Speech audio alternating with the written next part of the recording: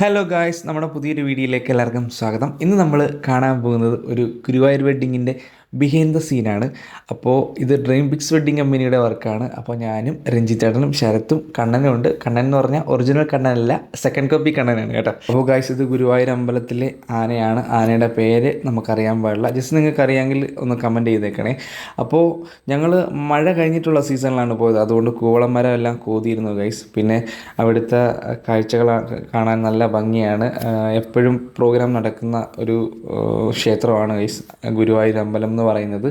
അപ്പോൾ ഷൂട്ടൊക്കെ വളരെ ഭംഗിയായിട്ടാണ് നടന്നിരുന്നത്. അപ്പം നെക്സ്റ്റ് ഡേ ആണ് ഷൂട്ട്. ഞങ്ങൾ തലേദിവസമാണ് ഞങ്ങൾ പോയിരുന്നത്. അപ്പോൾ തലേദിവസം നൈറ്റ് ഞങ്ങൾ പുറത്ത് പോയി ഫുഡൊക്കെ അടിച്ച്, അപ്പോൾ അവർക്ക് ഇഷ്ടമുള്ള ഫുഡൊക്കെ അവരും പറഞ്ഞു, എനിക്കിഷ്ടമുള്ള ഫുഡ് ഞാനും പറഞ്ഞു ഗൈസ്. അപ്പോൾ ഗൈസ്, ഇതാണ് നമ്മുടെ കപ്പിൾ എന്ന് പറയുന്നത്, ആദർശും അഭിരാമിയും. രണ്ടുപേരും അടിപൊളിയാണ്.